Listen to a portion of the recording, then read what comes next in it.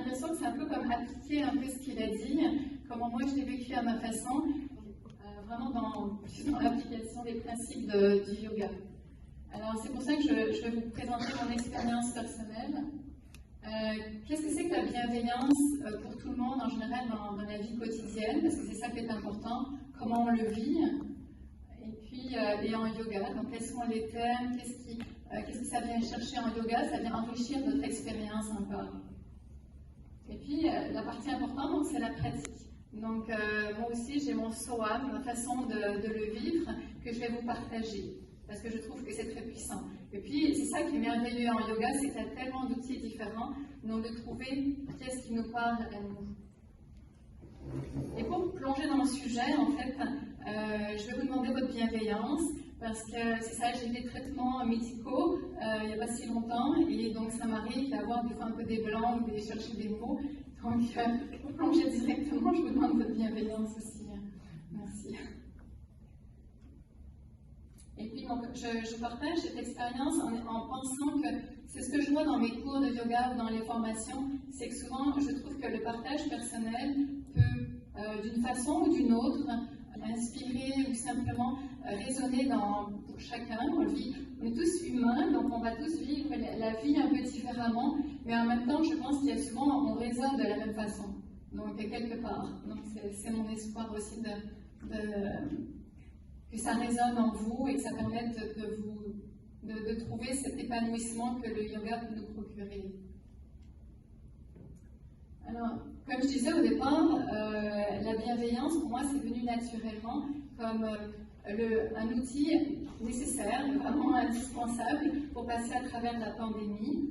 Comme pour beaucoup en yoga, c'était difficile, surtout avec un studio de yoga, donc il faut fermer, il n'y a plus personne.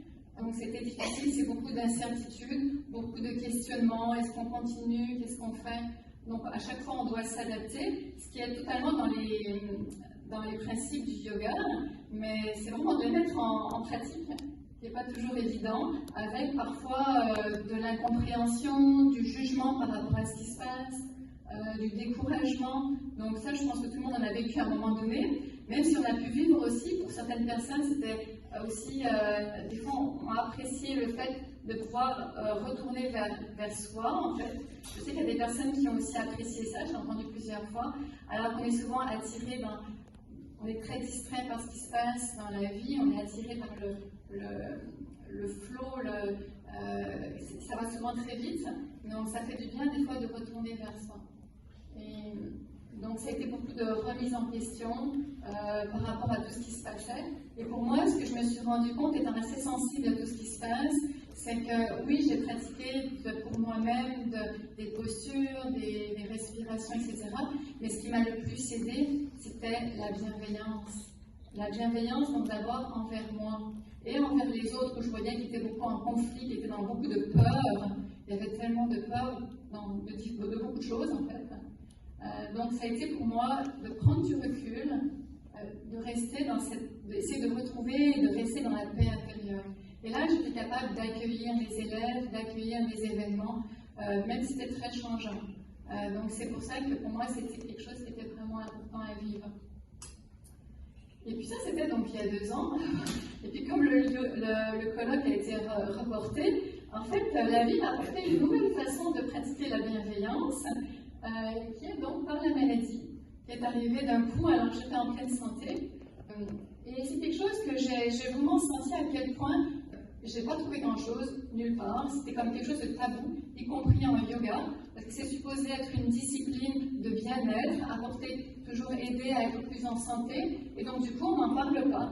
Et alors que pour moi, je pense qu'au contraire, le yoga c'est encore plus nécessaire. Il peut encore plus aider à accompagner les personnes qui sont très seules, parce que très souvent elles ont beaucoup de mal à vivre en famille, elles n'osent pas montrer la douleur qu'elles ont, la peine qu'elles ont, et j'ai des élèves comme ça qui ont besoin de pleurer, qui ont besoin de s'exprimer, qui ont besoin de partager ce qu'elles vivent.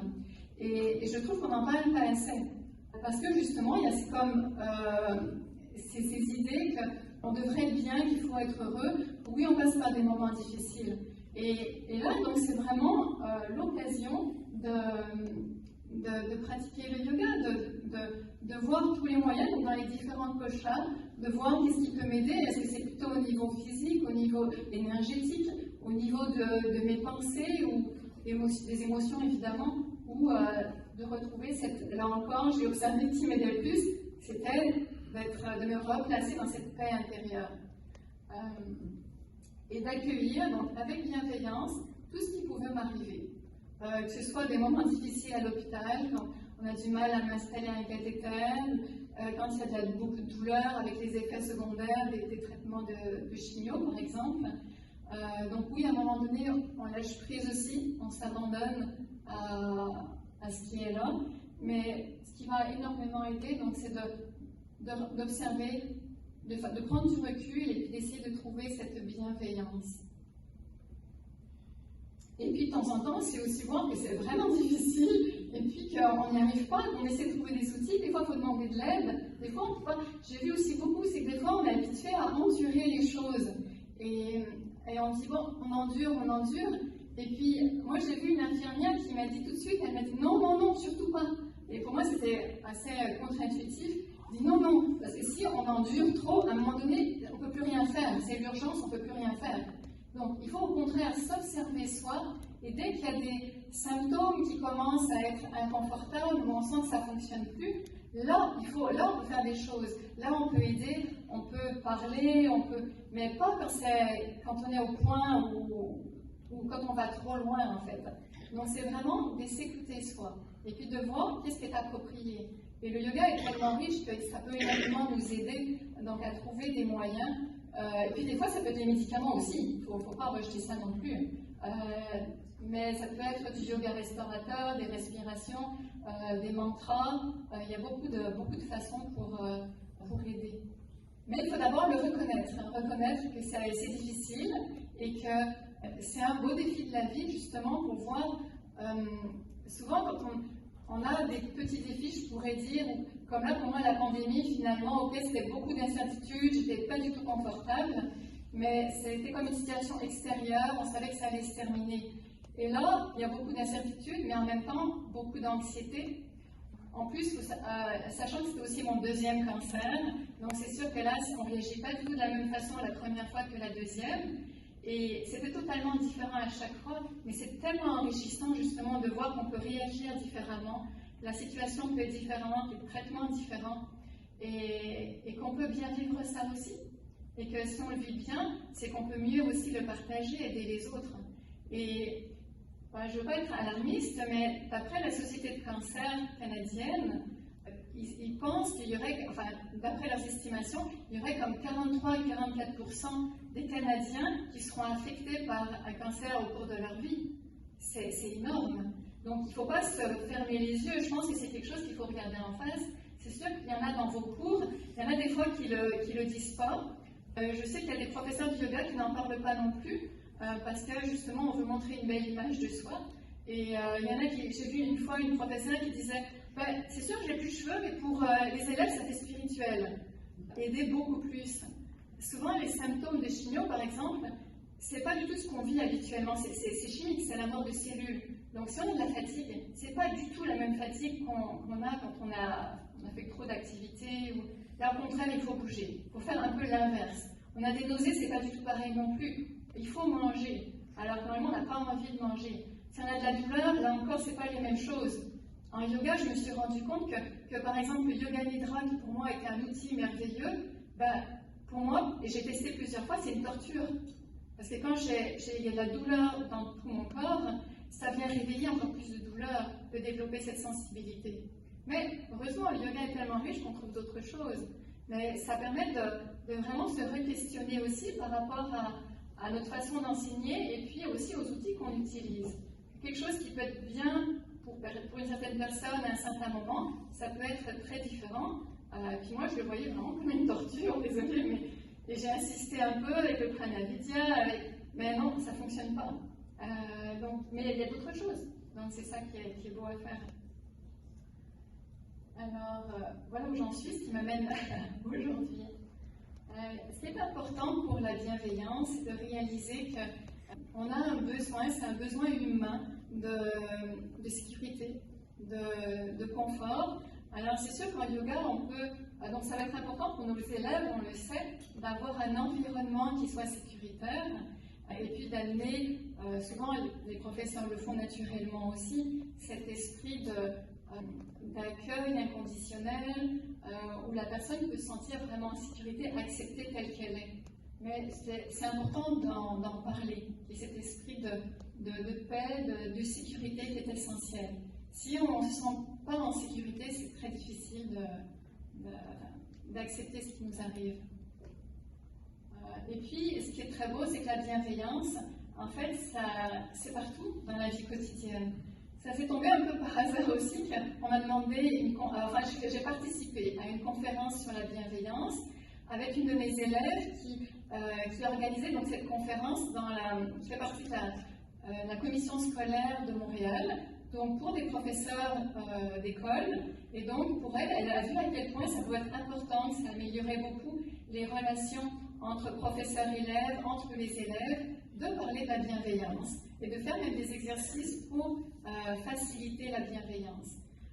Maintenant, je sais que j'ai vu aussi que c'était, on en parle au travail, surtout que là il y a des problèmes d'embauche, donc ils se rendent compte à quel point d'avoir de la bienveillance au travail, ça va être utile pour garder les employés. Donc oui, on en parle, c'est tellement une belle valeur.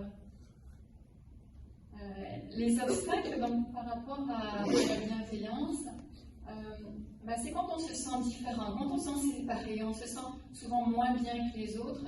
C'est sûr qu'il y a quand même cette séparation, fait qu'on peut pas, il n'y a pas cette relation, il n'y a pas de communication facile avec les autres et avec soi.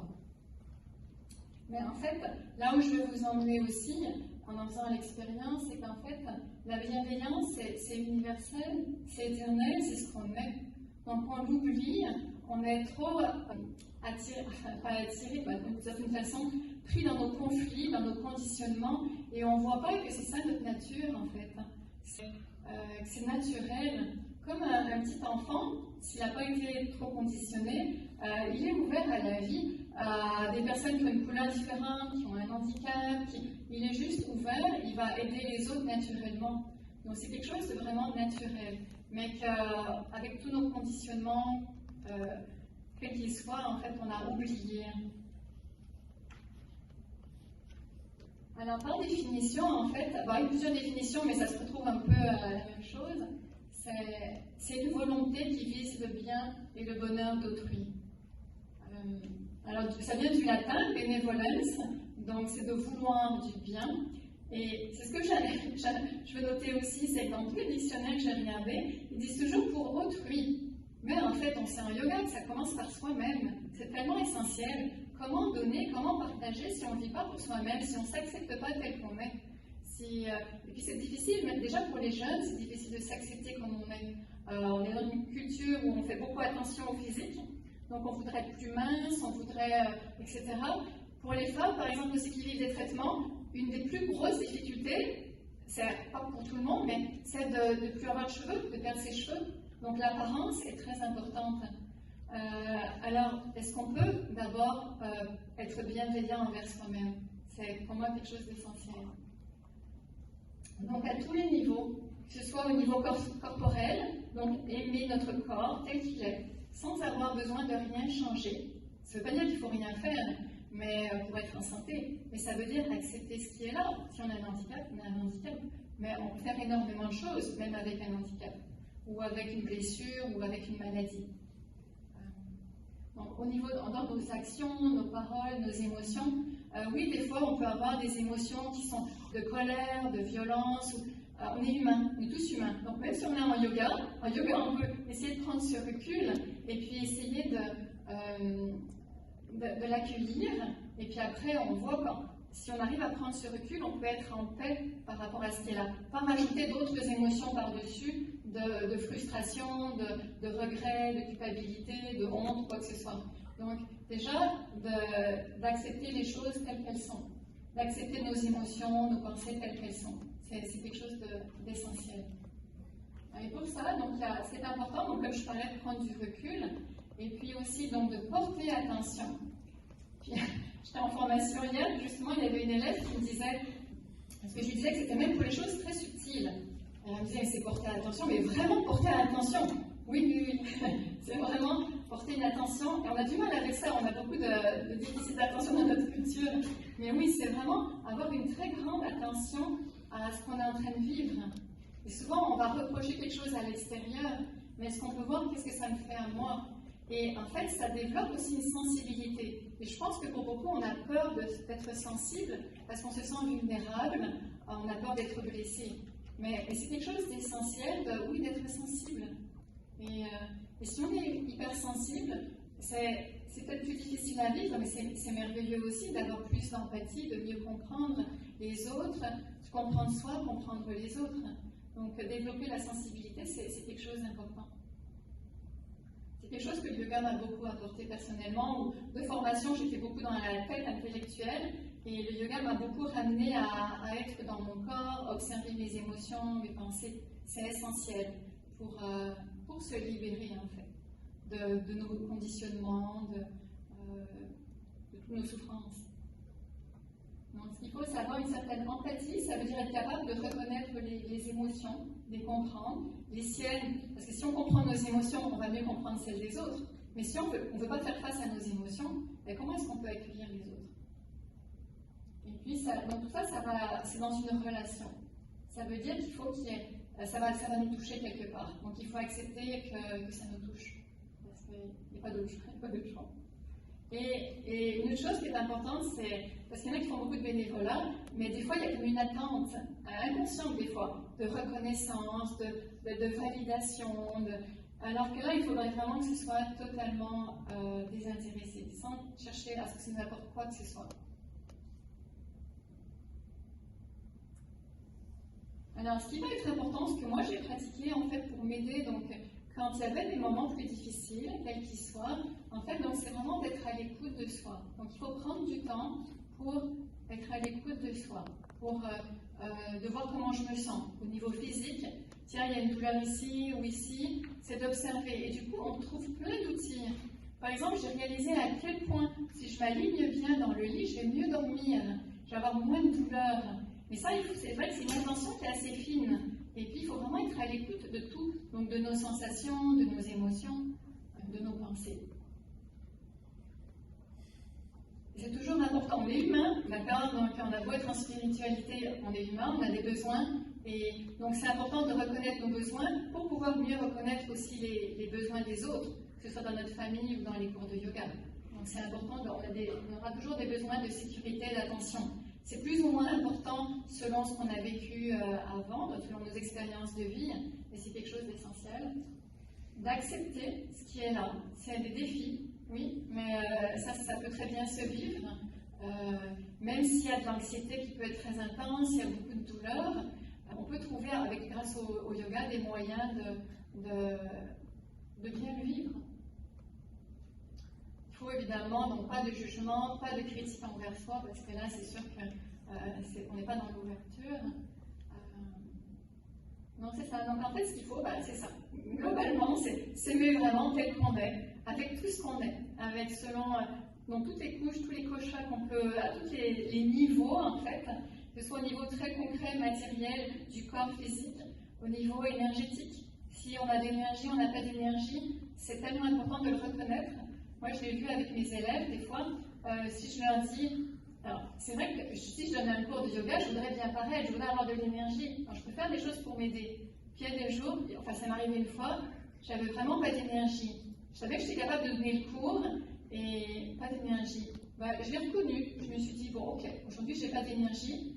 Et à partir du moment où donc, je me suis dit, bon, ça sera un cours un peu banal, je vais faire des choses de base et que je vois qu'il peut fonctionner. Et puis là, j'étais comme toute surprise de réaliser que finalement, quand j'ai accepté ça, que ce serait un peu basique parce que finalement, j'avais pas beaucoup d'énergie ce jour-là, et il y a plein des choses incroyables qui me sont venues que j'avais jamais faites avant. Et je me suis toute surprise en me disant, finalement, quand on laisse faire, quand on accepte ce qui est là, ça laisse beaucoup de place à la vie qui va amener des choses qui... Après, quand j'ai vu les élèves, c'était comme exactement ce qu'ils avaient besoin aujourd'hui. Mais c'est vrai que je ne fais pas non plus, je ne fais pas tout le temps non plus, être habituée à accepter que oui, quand ça ne va pas bien, on peut le reconnaître, y compris face aux autres. C'est pas juste pour soi, c'est vraiment aussi face aux autres. Et la vie, elle nous réserve des belles surprises comme ça, quand on lâche prise, quand on est dans la vérité, là encore, de ce qui est là. Alors, c'est d'être, s'aimer comme on est, et puis sans chercher à changer quoi que ce soit. Je sais qu'on est dans une culture où on veut toujours s'améliorer, faire plus, performer. Et là, est-ce qu'on peut accepter que la vie, elle fait bien les choses? Et c'est ce qu'on a à vivre. Ça ne veut pas dire qu'il ne faut rien faire, ça veut dire qu'on s'adapte. Ça veut dire qu'il y a des jours où on a envie de faire des postures de yoga, des jours non. Ou des fois, ou de la méditation, ou des fois non. C'est juste accepter que ça peut changer chaque jour, c'est nouveau chaque jour, et on s'adapte. Et on ne cherche pas à changer, est-ce qu'on peut être sans attente, enfin, de ne pas être plus spirituel, plus souple, plus libre même pas. C'est vraiment d'être totalement sans attente, de vraiment s'abandonner à ce qui est là. On veut toujours mettre des intentions, que ce soit mieux, que ce soit peut-être plus heureux, se libérer de la souffrance. Mais peut-être que moi, ce que j'ai réalisé aussi, c'est que ce que m'a apporté le cancer aussi, et les 2 fois c'était différent, ça m'a apporté des choses différentes. Mais la dernière fois, par exemple, c'était que j'ai réalisé à quel point j'avais des peurs qui étaient inscrites en moi, certaines depuis mon enfance, et que je n'étais pas vraiment consciente de ça, à quel point c'était important en moi, que ça me limitait. Des phobies, des choses qui... Et puis là, ok, je suis dedans, puis finalement, oui, j'ai peur de la douleur, mais finalement, la vie elle propose plein de choses. Oui, il peut y avoir des médicaments, puis des fois, c'est d'autres choses. Simplement d'accepter ce que je suis en train de vivre, la douleur, elle est beaucoup moins forte. Elle ne prend pas toute la place. Parce qu'il y a d'autres choses aussi que la vie apporte. De découvrir, il y a plein de choses. Alors, c'est d'accepter que finalement, le yoga, il est là vraiment pour nous amener à nous connaître nous-mêmes. D'accord? C'est Svadhyaya, c'est vraiment... c'est ça, je trouve, qui est important. Donc, en étant attentif à tout ce qu'on vit, tout, donc positif comme négatif, parce qu'en fait, c'est juste un jugement qu'on fait, c'est vraiment toutes les petites choses comme les grosses choses, c'est ce qu'on est en train de vivre. Est-ce qu'on peut le vivre pleinement, sans le refuser, sans le reporter à plus tard? Et puis, des fois, ça peut être correct aussi de le reporter à plus tard, parce que c'est comme trop pour le moment. Donc, des fois notre cerveau, il bloque pour certaines choses. Donc, des fois, c'est pas pour tout de suite, pas pour aujourd'hui. Mais est-ce que je peux quand même le vivre à ma façon, aujourd'hui? Donc, ça va être, comme je disais, de toujours donc, absorber, de vivre vraiment. En fait, absorber, c'est vrai que c'est un mot qui m'est venu tout seul, là, je ne sais pas ce que je voulais dire. Mais en fait, c'est ça, c'est quelque part, c'est absorber. C'est vraiment ça, absorber les choses. Que souvent, on voudrait les garder vers l'extérieur. Et ça fait mal, la douleur, mais souvent, la maladie, c'est les autres. Et moi, je fais attention à moi, c'est ça. Et est-ce qu'on peut en fait vraiment les absorber, sans imprégner et le vivre vraiment? C'est ça. Alors, quoi qu'il se passe, que ce soit au niveau physique, tout ce qui peut arriver, au niveau des choses plus subtiles aussi, des fois on y fait moins attention, quand on a un petit inconfort. Est-ce qu'on peut vraiment pénétrer dans cet inconfort-là, voir qu'est-ce qu'il y a en arrière? Des fois, on comprend ce que c'est, puis des fois, on ne comprend pas, mais pas besoin de toujours comprendre non plus. Des fois, il faut lâcher prise là-dessus. Parce que des fois, on veut comprendre pour éviter que ça revienne, que ça se reproduise. Au yoga, c'est sûr qu'on cherche à donner un sens aux choses. Mais la vie, c'est des fois qu'on ne sait pas. On ne sait pas ce qu'il y a en arrière. Est-ce que c'est un traumatisme qui a été vécu dans une autre génération? Est-ce que c'est quelque chose qui vient de l'univers? Je ne sais pas. En tout cas, des fois, il faut lâcher prise sur le sens aussi des choses. C'est juste des mouvements d'énergie transitoire. Et c'est là, je vais vous amener à ça aussi par des expériences, d'observer que tout ce qu'on vit, en fait, donc ça passe. J'aime bien toujours les nuages. Je sais que c'est classique comme image, mais pour moi, ça parle beaucoup. Si je vis comme ça, si vous serrez la main, oui, vous allez vivre une tension. D'accord? Si vous le faites, vous le sentez. Et si on relâche, on sent que les mains relâchent. Mais souvent, il faut contracter pour ressentir le relâchement. Donc, des fois, il faut passer par des épreuves, par des tensions, puis là, on va mieux comprendre, on va mieux libérer les choses. Donc, c'est vraiment d'avoir une observation très fine de tout ce qu'on vit, de toutes nos réactions, autant que possible, le plus souvent possible. Et de voir que donc ça passe. Donc autant que ce soit au niveau physique, que ce soit des pensées, ça passe. Des fois, on ne sait pas d'où elle vient. Tiens, une pensée. Ça m'est arrivé comme ça. J'ai senti quand il y avait des problèmes dans mon corps, à quel point il y avait des pensées qui venaient en même temps. Je dis, mais je n'étais pas du tout dans ces pensées, ça vient d'où? Et puis, ça ne va pas dans mon corps. Je l'ai vu tellement parce qu'avec les traitements, par exemple, les effets changent vite. Et là, j'ai vu vraiment à quel point, quand ça ne va pas dans le corps, ça ne va pas dans le mental. Et des fois, on voit aussi l'inverse. Et c'est tellement lié, tellement lié. Et j'ai une de mes élèves, d'ailleurs, qui avait un cancer du poumon, qui disait que quand on lui a enlevé une partie du poumon, elle a plein de pensées, de tristesse qui ont disparu. Elle dit, mais mes pensées étaient là tous les jours, et elles ont disparu complètement. Donc oui, c'est vraiment lié, donc nos émotions, nos pensées, notre corps. On le sait, mais c'est bien de le répéter. Et puis donc d'observer que finalement tout ce qui passe, il y a un espace, il y a une présence qui est là. Et là, on est tous connectés à ça. Et cette présence qui accueille tout ce qui passe, cette présence, donc c'est la bienveillance, elle est éternelle, universelle. C'est notre nature profonde. Donc quand on voit passer les choses, on sait que même s'il y a de l'orage, même s'il y a des nuages, quoi que ce soit, il y a toujours du ciel bleu en arrière. Et en fait, c'est ça, c'est qu'il y a la présence.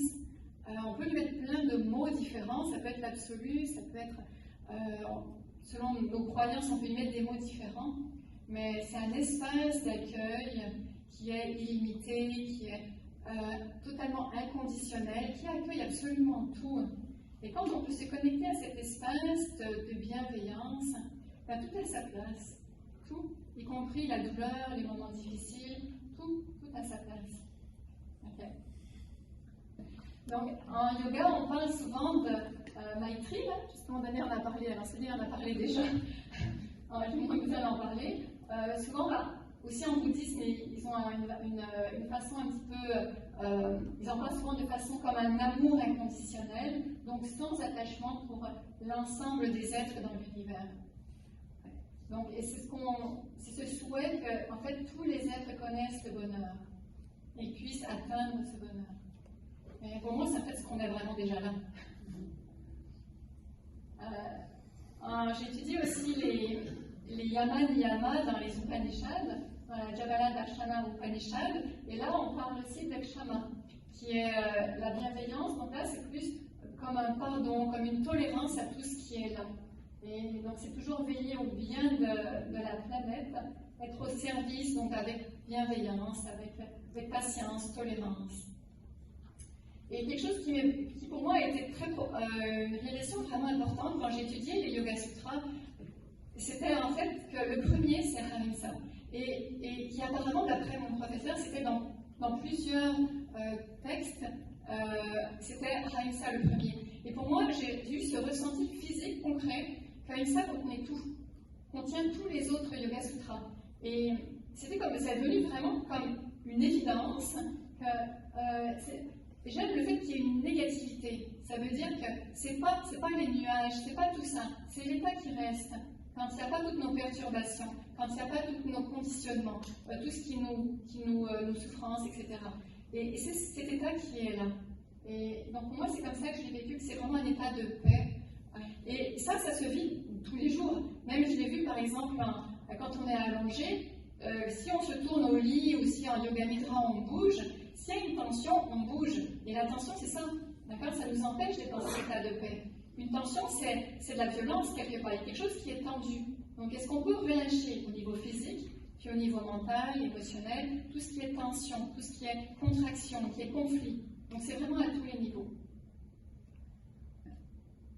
Alors, comment développer la bienveillance ? Donc, en fait, on peut simplement, donc c'est évidemment essentiel dans les relations, dans la communication, donc c'est principalement apprendre à écouter. Souvent, on parle, et puis on s'écoute parler, mais on n'est pas vraiment à l'écoute des autres. Et en fait, c'est beaucoup plus important d'écouter les autres que de parler. Parce qu'on le dit qu'il peut y avoir une transmission simplement par le cœur. Donc parler, ça peut aider pour certaines personnes, ça fait des résonances, mais essentiellement, c'est d'apprendre à écouter. S'écouter soi, évidemment, d'abord, pour arriver, si on se connaît soi, à mieux connaître l'autre. Et c'est ça. Et de réaliser que finalement, on partage la même chose. On est tous humains, on vit la même chose. Donc, par exemple, une façon de le vivre, donc je vous invite peut-être juste comme quelques instants, donc simplement de fermer les yeux et puis de venir penser à un moment dans votre vie où quelqu'un a été bienveillant envers vous. Donc ça peut être, des fois c'est notre mère, ou ça peut être un parent, ça peut être... mais simplement d'essayer de penser à quelqu'un qui était bienveillant et ressentir. Peut-être revenir avec les pensées qui ont été dites à ce moment-là, les paroles, et puis peut-être les mouvements. Ça peut être, il peut y avoir un contact physique. Essayez de ressentir cette bienveillance en vous. Et quand vous l'avez bien ressenti,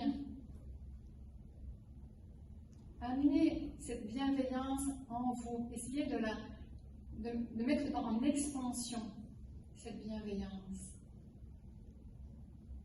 Qu'elle grandisse le plus possible en vous, sans limite.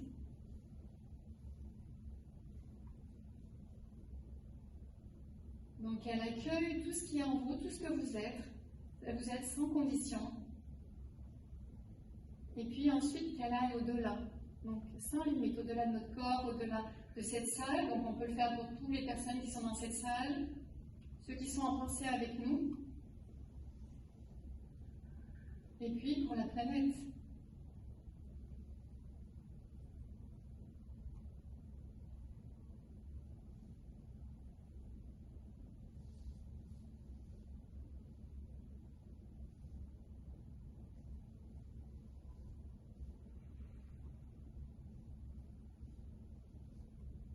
Observez ce que vous ressentez. Des fois, on peut sentir quelque chose qui vibre au niveau du cœur, simplement. Et essayez de garder ça. C'est toujours là. Mais souvent, on l'oublie. D'accord? Mais c'est toujours là. Donc, essayez de bien ressentir que cette présence qui est là, qui est en vous, qu'on partage tous. C'est la même bienveillance. Cette présence attentive, bienveillante, pleine d'amour. Et puis, vous pourrez ouvrir les yeux tout en essayant de garder ce ressenti. Il est toujours là. Quoi qu'il se passe, même si à un moment donné, on a un problème de stationnement, quoi que ce soit, cet amour, cette bienveillance, elle est toujours là.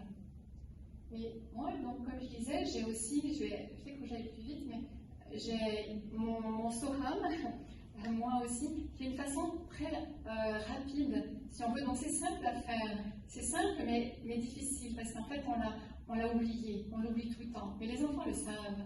C'est une expérience donc, que je vous invite à faire, qui est très concrète. D'accord? C'est vraiment qu'est-ce que je vois. C'est vraiment une expérience scientifique. Qu'est-ce que je vois? Donc là, je vois des choses. D'accord? Je vois une table, je vois des personnes. Donc je vois un visage, je vois des cheveux avec une certaine couleur de cheveux, je peux voir des yeux, je peux voir des lunettes, je peux voir des couleurs de vêtements. D'accord? C'est ce qu'on voit vraiment. Si je continue, donc ça c'est vraiment ce qu'on peut observer. Donc sans appel à la mémoire, d'accord? C'est vraiment qu'est-ce que j'observe maintenant, en cet instant. Puis ensuite, donc je vois deux personnes, c'est pareil, les deux personnes, donc elles ont un visage, elles ont un corps, elles ont des couleurs de vêtements. Concrètement, je vois que c'est un peu comme des objets qui ont une forme, des choses qui vont changer, d'accord, qui peuvent bouger, que ça peut se déchirer, ça a un âge, à un moment donné ça va disparaître.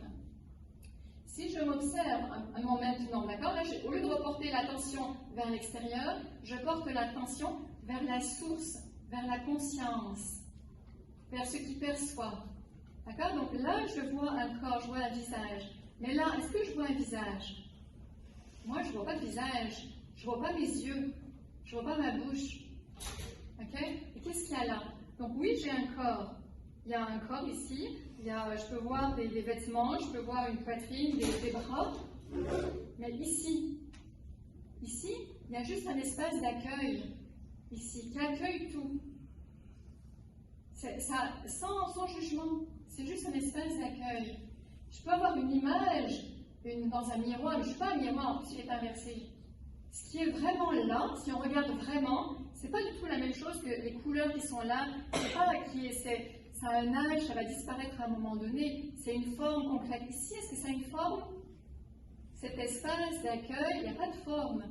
Il n'a pas d'âge. Je ne sais pas quand est-ce qu'il a commencé. Est-ce qu'il a une limite? Je ne sais pas. Là, je perçois ce qu'il y a peut-être à quelques pieds ou beaucoup plus loin. là, je vais percevoir d'autres choses qui sont à des centaines de pieds. Il n'y a pas de limite à ce que je peux percevoir. Donc la présence, elle accueille tout sans jugement. Et c'est notre nature, en fait, de percevoir tout ça sans jugement. Et ça, c'est la bienveillance. C'est juste la bienveillance. C'est ce qu'on est vraiment, en fait. Donc, je vous invite à essayer de retrouver ça. Donc, juste retourner l'attention. Au lieu de tourner notre attention vers l'extérieur, vers ce qui passe, la douleur, ça passe. Les choses, elles passent, ça peut tomber, ça peut bouger, ça passe. Ce qui est là, ça passe pas. C'est ce qui reçoit tout, ce qui accueille tout. Alors, merci beaucoup pour votre attention. Je veux remercier du fond du cœur donc, tous les professeurs qui m'ont aidé, qui m'ont accompagné, mes élèves, ma famille, la fédération qui m'a permis d'être là aussi, de partager ça avec vous, parce que c'est quelque chose de tellement important pour moi, qui m'a tellement aidé que je veux vraiment le partager. Je sais que ce n'est pas tout le monde qui résonne aujourd'hui. Moi, ça m'a pris du temps. J'ai raisonné un jour, puis après, ça a pris du temps. Mais plus on essaie de se rappeler cela, plus à un moment donné, ça va devenir quelque chose de vraiment naturel, parce qu'on l'oublie tout le temps. Une autre chose, j'en profite de cette là pour parler justement, s'il y a des personnes, vous voyez, qui sont intéressées par le yoga et le cancer, je vois moi j'ai trouvé vraiment pas grand-chose, donc si vous en connaissez, c'est de me contacter, parce que je trouve que c'est vraiment quelque chose d'important. Alors, n'hésitez pas à me contacter. Oui, c'est ça. Loka samasta sukhino bhavantu.